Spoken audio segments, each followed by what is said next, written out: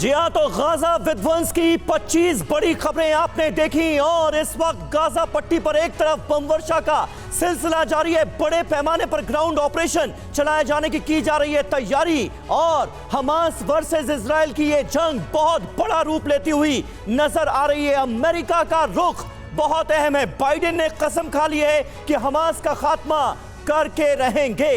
तमाम अहम खबरों पर लगातार हमारी नजर बनी रहेगी। आपके साथ मैं हूं समीर अब्बास, निधि वसंदानी मेरे साथ मौजूद हैं और तमाम खास मेहमानों का एक बड़ा पैनल इस वक्त स्टूडियो में मेरे साथ मौजूद है। गाजा में इजराइल ने बम बरसाए हैं। सबसे पहले 10 बड़ी ब्रेकिंग न्यूज इस वक्त हम आपके सामने रख रहे हैं।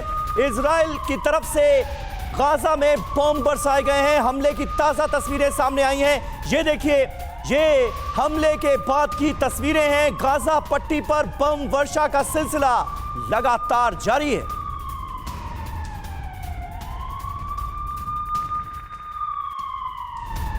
और एक और बड़ी खबर इस बीच आपको बता दें, उत्तरी गाजा में भीषण बमबारी हो रही है। इजराइल की सेना ने गोले दागे हैं। आईडीएफ का तोप से विध्वंसक हमला।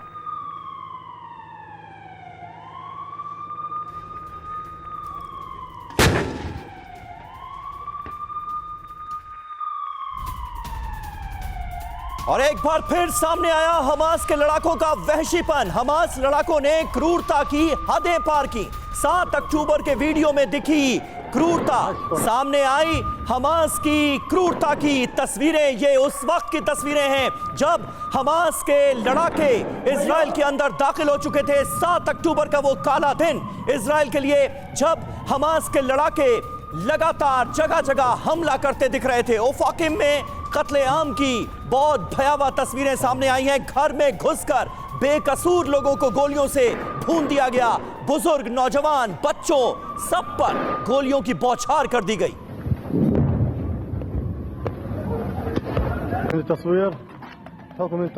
और एक और ब्रेकिंग न्यूज आपको बता दें, इजराइल को अल कासम ब्रिगेड की धमकी सामने आई है। गाजा हमलावरों की कब्रगाह बनेगा, ये हमास का कहना है। हमास के कब्जे में 200 विदेशी बंधक मौजूद हैं इस वक्त।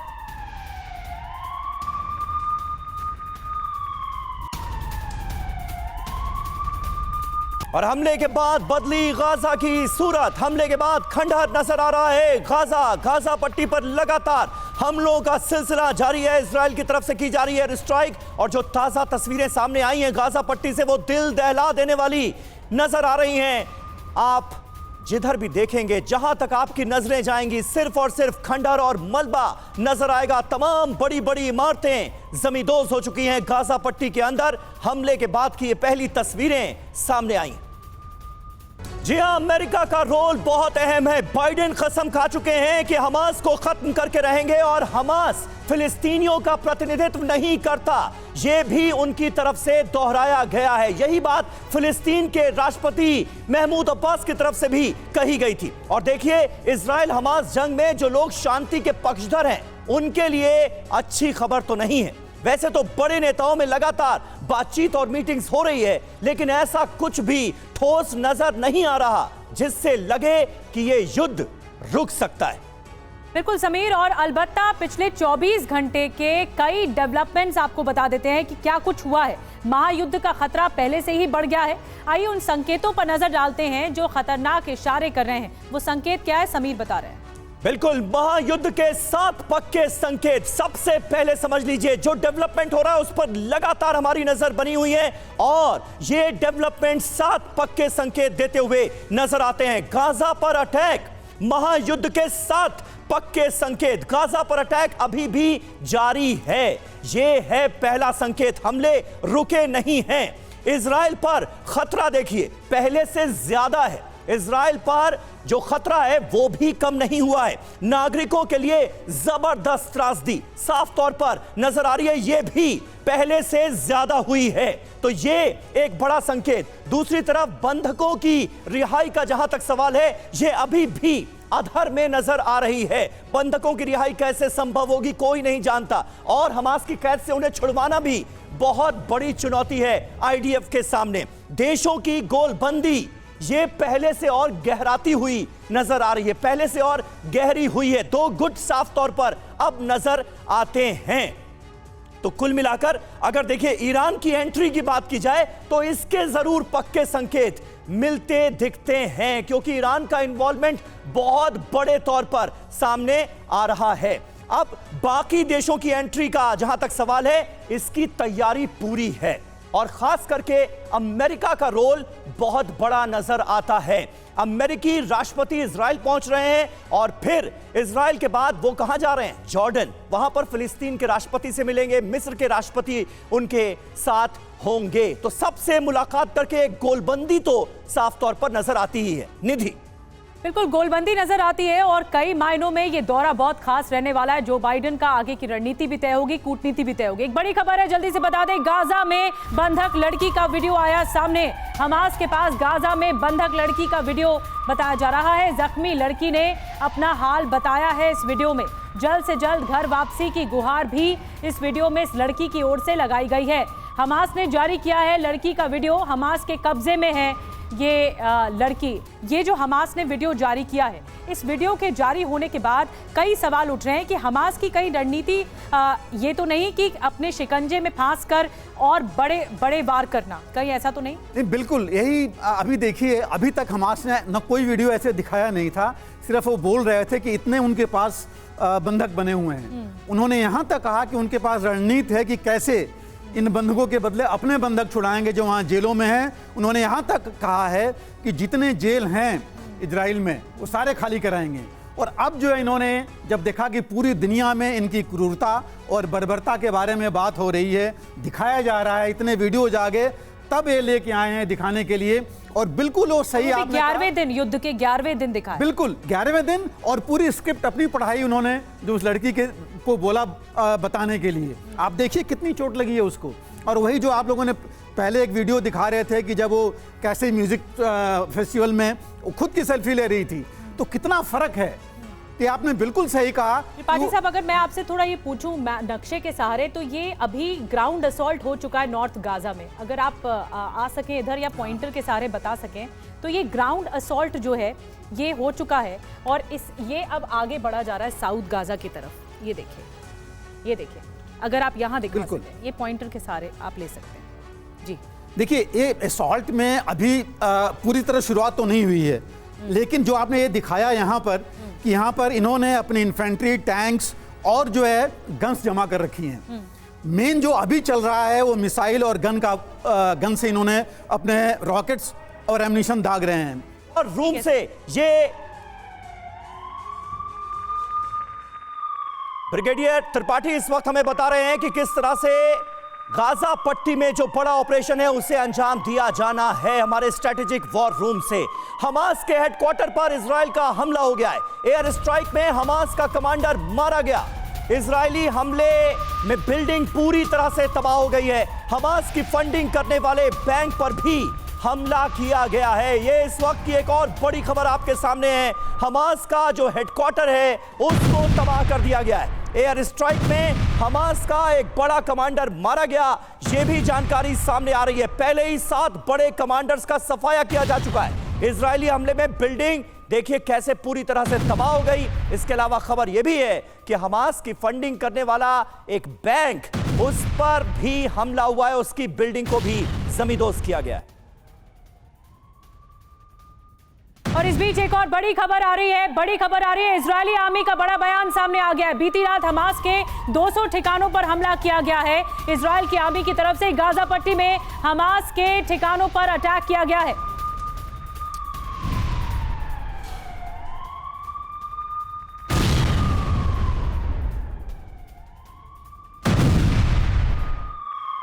और देखिए, इजरायली हमले में गाजा में भारी तबाही हुई है। 24 घंटे में 250 से ज्यादा मौत की खबर सामने आ रही है। 24 घंटे में 250 लोगों की जान गई है। इजरायली हवाई हमलों में 500 से ज्यादा लोग घायल भी बताए जा रहे हैं। हमास का जो मीडिया विंग है उसकी तरफ से यह जानकारी दी गई है। 250 लोगों की मौत हुई है और 500 से ज्यादा लोग घायल हुए हैं पिछले 24 घंटे में ही।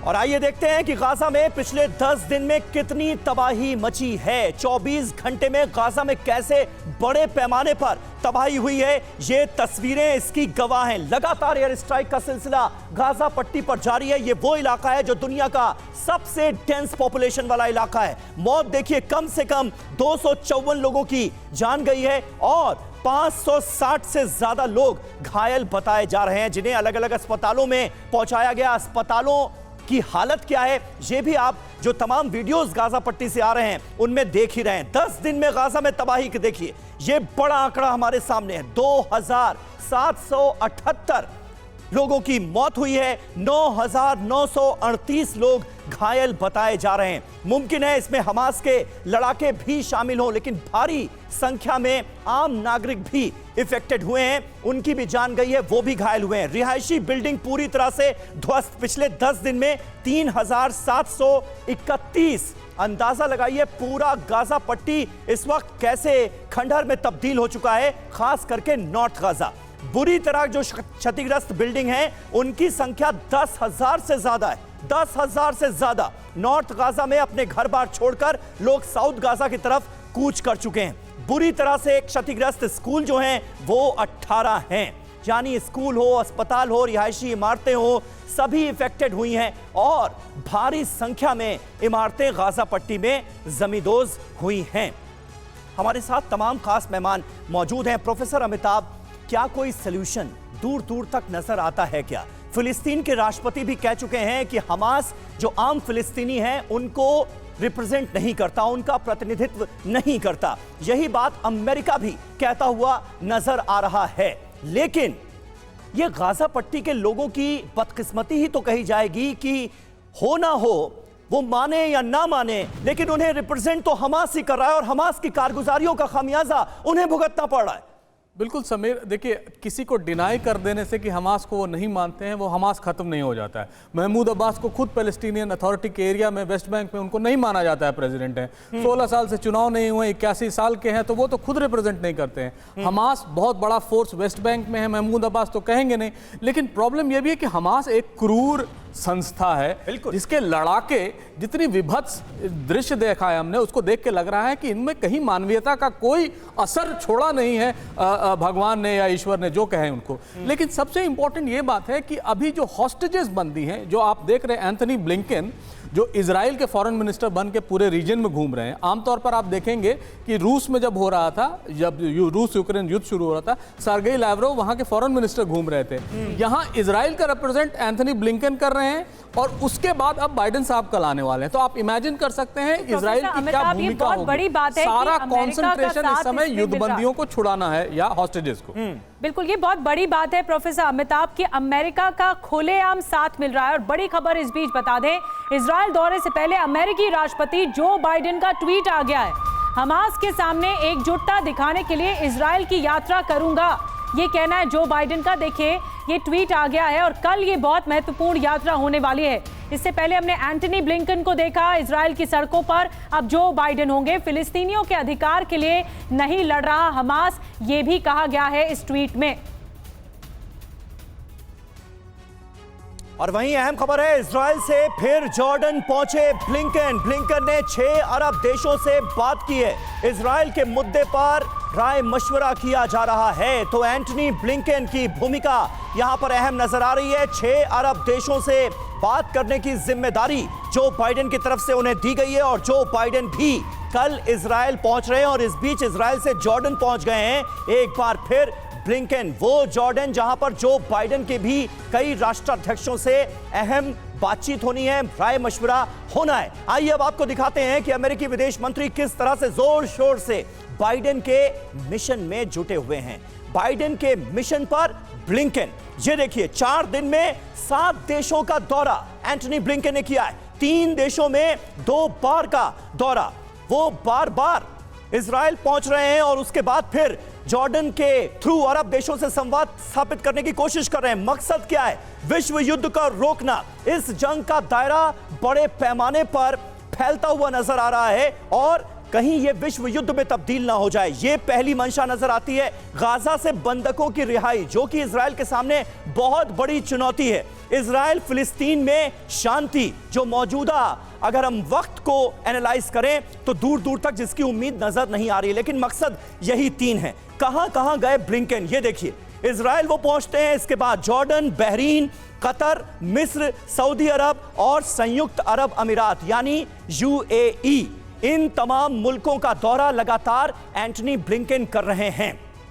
हमारे साथ इस वक्त डीके पांडे साहब भी मौजूद हैं। डीके पांडे साहब, इन मुलाकातों से क्या हासिल वसूल निकलता हुआ आप देख रहे हैं? कहीं दूर दूर तक शांति की कोई उम्मीद नजर आती है क्या? निश्चित रूप से अभी शांति कोसों दूर है, लेकिन प्रयास जो किया जा रहा है उसकी निश्चित रूप से प्रशंसा करनी होगी। कहते हैं कि संवाद बहुत आवश्यक है शांति की ओर जाने के लिए। जिस प्रकार से ब्लिंकन गए इन सभी देशों में और उन्हें दोबारा विजिट कर रहे हैं, इसका मतलब एक माहौल बनाने की तैयारी हो रही है। जो अमेरिकन कांग्रेस की तरफ से जो कल इनपुट आया था कि बाइडेन की जो यात्रा है जो बुधवार को होगी, और ध्यान है साथ में पुतिन भी जा रहे हैं चाइना बुधवार को ही, तो ये जो यात्रा है बाइडेन की, उसका उद्देश्य बताया जा रहा है कि शांति किस प्रकार से स्थापित की जाए और जो ह्यूमैनिटेरियन एड की जो रुकावटें हैं उसको कैसे दूर किया जाए। क्योंकि इजिप्ट के द्वार पर जो कहा जाता है कि करीम जो इलाका है और राफा, ये दोनों जगह जो है सैकड़ों ट्रक खड़े हैं जो ह्यूमैनिटेरियन एड लेके खड़े हैं, दवाइयाँ हैं, पानी है और आवश्यक चीज़ें हैं। साथ में इजराइल के क्षेत्र में जो है अमेरिकी वो लोग हैं जो कि वहाँ काम करते हैं, वो भी इकट्ठा है ताकि वो गेट खुले ताकि वो जा सके। तो ये जो एक रुकावट है, ऑब्स्टेकल है, इसको कैसे दूर किया जाए, एक माहौल बनाने की जरूरत है। पोस्टरिंग ये है कि बात आपने बताई पांडे सर, मानवता के लिए आगे बढ़ रहा है। इसी माहौल को कैसे आगे बढ़ाया जाना चाहिए कि वो मदद एक्चुअली में जेन्युइन लोगों तक पहुंचे जो इस वक्त पीड़ित हैं। एक और बड़ी खबर मिल रही है, गाजा में मदद पहुंचाने की कोशिश हो रही है।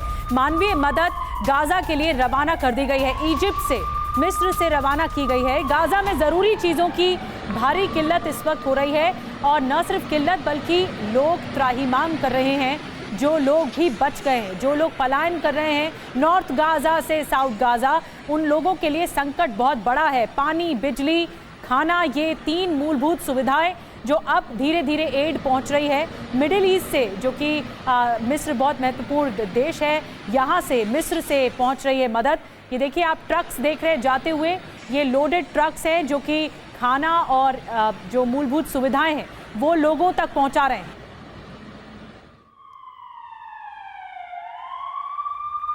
और देखिए अमेरिकी सेना के टॉप कमांडर तेल अवीव पहुंच गए हैं। जनरल माइकल एरिक कुरेला पहुंचे तेल अवीव, ये बड़ी जानकारी सामने आ रही है। इजरायली रक्षा प्रमुख हर्जी लेफ्टिनेंट जनरल हलेवी से मुलाकात करेंगे। तो अमेरिका की सेना का, अमेरिका की तरफ से आ रही सैन्य मदद का बहुत बड़ा रोल नजर आ रहा है। और एक और बड़ी खबर इस बीच बता दें, वॉर के बीच इजराइल जाएंगे बाइडेन, कल अमेरिकी राष्ट्रपति जाएंगे बाइडेन। वेडनेसडे बुधवार को ये महत्वपूर्ण दौरा विदेश मंत्री ब्लिंकन ने जानकारी दी है। ब्लिंकन होकर आ चुके हैं, इजराइल की मदद के लिए प्रतिबद्ध है, ये कहना है एंटनी ब्लिंकन का। Reaffirm the United States' solidarity with Israel and our ironclad commitment to its security. President Biden will again make clear, as he's done unequivocally since Hamas's slaughter of more than 1,400 people, including at least 30 Americans, that Israel has the right and indeed the duty to defend its people from Hamas and other terrorists and to prevent future attacks. The President will hear from Israel what it needs to defend its people as we continue to work with Congress to meet those needs. Second, President Biden will underscore our crystal clear message to any actor, state or non-state, trying to take advantage of this crisis to attack Israel. Don't. To that end, he's deployed 2 aircraft carrier groups and other military assets to the region.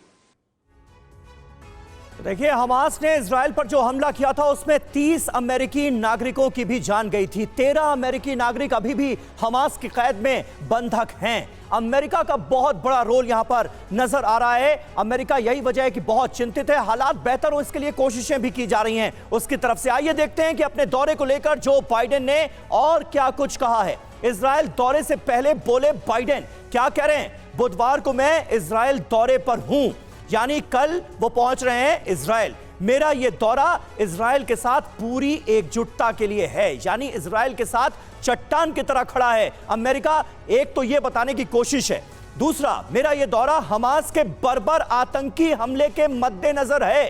इसे America सीधे सीधे आतंकी हमला मान रहा है। इसके बाद मैं जॉर्डन के दौरे पर भी जाऊंगा, यह कहा है जो बाइडेन ने। मैं वहां मानवीय मदद के मुद्दे पर नेताओं से बात करूंगा। तमाम अहम नेताओं से उनकी मुलाकात होनी है, जिसमें फिलिस्तीन के राष्ट्रपति महमूद अब्बास और मिस्र के राष्ट्रपति अल सीसी का भी नाम शामिल है। जॉर्डन के किंग अब्दुल्ला भी होंगे। मैं हमास को लेकर स्थिति साफ करना चाहता हूं, यह कहा है जो बाइडेन ने। हमास फिलिस्तीन को रिप्रेजेंट नहीं करता, यह सीधी बात कही गई है और यही अल्फाज फिलिस्तीन के राष्ट्रपति महमूद अब्बास के भी थे। उन्होंने कहा था कि हमास फिलिस्तीनियों को रिप्रेजेंट नहीं करता। ऐसे वक्त में जब अमेरिकी राष्ट्रपति अगले कुछ ही घंटों में इजराइल पहुंच रहे हैं, आइए देखते हैं कि अमेरिका और इजराइल के सामने टास्क क्या हैं। उन पर जल्दी से एक नजर डाल लेते हैं।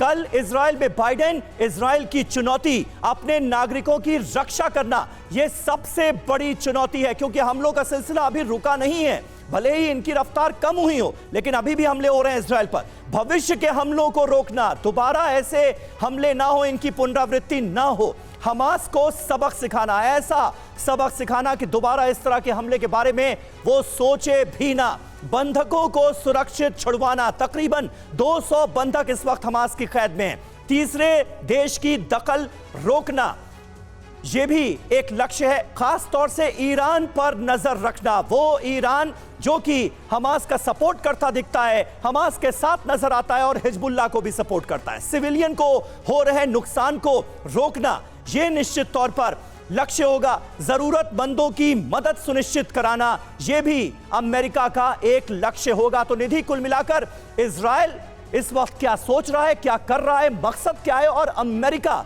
उसके साथ कैसे खड़ा है, यह बिल्कुल क्लियर होता है। बिल्कुल समीर, आप ठीक कह रहे हैं। अमेरिका अपने ऑब्जेक्टिव के साथ, अपने लक्ष्य के साथ आगे बढ़ रहा है और इसी यात्रा के साथ ब्रिगेडियर डीएस त्रिपाठी जी, मैं आपके पास आ रही हूं। नेतन्याहू ने साफ तौर पर दो टूक कह दिया पुतिन से कि जब तक हमास खत्म नहीं होगा तब तक ये कार्रवाई रुकेगी नहीं। अब अमेरिका यहां पर आ रहा है, क्या इससे युद्ध और ज्यादा बढ़ेगा? ये उकसावे की कार्रवाई के तौर पर परिस्थिति तो नहीं बदल जाएगी?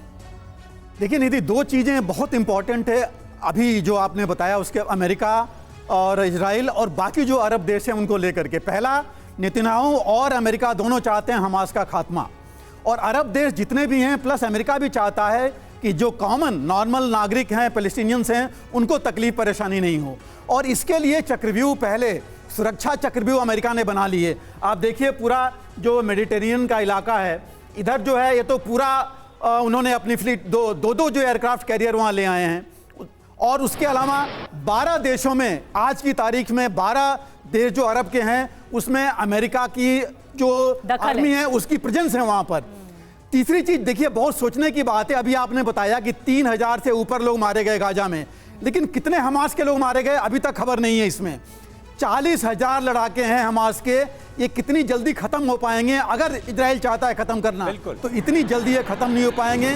खास करके जहां पर उन्होंने टनल और डबल टनल बना रखी हैं जो 15 से लेकर के 25 मीटर तक नीचे तक हैं, तो वहां पर देखिए। और दूसरा बिल्टअप एरिया है जहां हाउस टू हाउस सर्च करना है, तो इतना आसान काम नहीं होगा और अभी भी का सामना करना पड़ेगा आईडीएफ को, क्योंकि ये हमास का होम ग्राउंड है। किस सुरंग में, किस बंकर में हमास के लड़ाके छिपे हैं ये पता नहीं है। बंधकों को छुड़वाना भी है। इस बीच व्हाइट हाउस के प्रवक्ता जॉन किर्बी का बयान आ गया है। इजराइल पर अमेरिका का दबाव नहीं, ये कह रहे हैं किर्बी। गाजा के खिलाफ ऑपरेशन के टाइम को लेकर इजराइल पर अमेरिका का कोई दबाव नहीं है, ये क्लियर किया गया है किर्बी की तरफ से। ऑपरेशन के टाइम को लेकर हमारी तरफ से कोई प्रेशर नहीं बनाया जा रहा। कुल मिलाकर ये बताने की कोशिश है व्हाइट हाउस की तरफ से। और एक और बड़ी खबर इस बीच मिल रही है। इजराइल ने हेब्रोन के डॉक्टर को गिरफ्तार किया है। हेब्रोन जो कि हमास के कब्जे में था, हदासा इन करीम अस्पताल का ये डॉक्टर है जिसे अरेस्ट किया गया, जिसकी तस्वीर भी हम आपको दिखा रहे हैं। डॉक्टर अनस मानासरा को आईडीएफ ने अरेस्ट कर दिया है। हमास का समर्थन करने के आरोप में इसकी गिरफ्तारी हुई है और ये बताया जा रहा था कि ये डॉक्टर इलाज कर रहे थे लेकिन हमास का समर्थन भी कर रहे थे।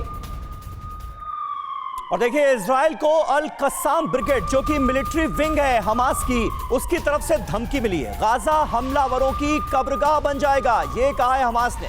हमास के कब्जे में 200 विदेशी बंधक हैं। जैसे संभव होगा हम विदेशियों को रिहा कर देंगे, ये कह रहा है हमास। इजराइल के हमले में 22 बंधक मारे गए हैं, इसकी जानकारी भी दी गई है। यानी 22 बंधकों की मौत की बात कंफर्म कर रहा है हमास। जमीनी जंग की धमकी से कोई डर नहीं है, यह कहा गया है हमास की तरफ से जारी वीडियो में। और एक और बड़ी खबर है, 11वें दिन भी हमास पर कहर बनकर टूटी इजराइल की एयरफोर्स। फिलिस्तीन से जंग में इजरायली एयरफोर्स का एक्शन दिखा। गाजा पट्टी पर विध्वंसक एयर स्ट्राइक हुई। आईडीएफ ने हमास के ठिकानों को नेस्तनाबूद किया। कैसे, देखिए मल्टी रोल फाइटर जेट कैसे कहर बरपाता नजर आ रहा है।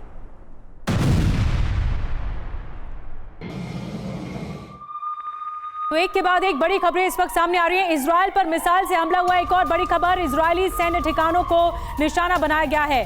अल कुद्स ने सराया से लॉन्च की है मिसाइल। देखिए एक बार फिर से इजराइल पर हमला, सैन्य ठिकानों को निशाना बनाया गया है हमास की तरफ से। एक बार फिर से इजराइल के जो सैन्य ठिकाने हैं वहां पर मिसाइलें दागी गई।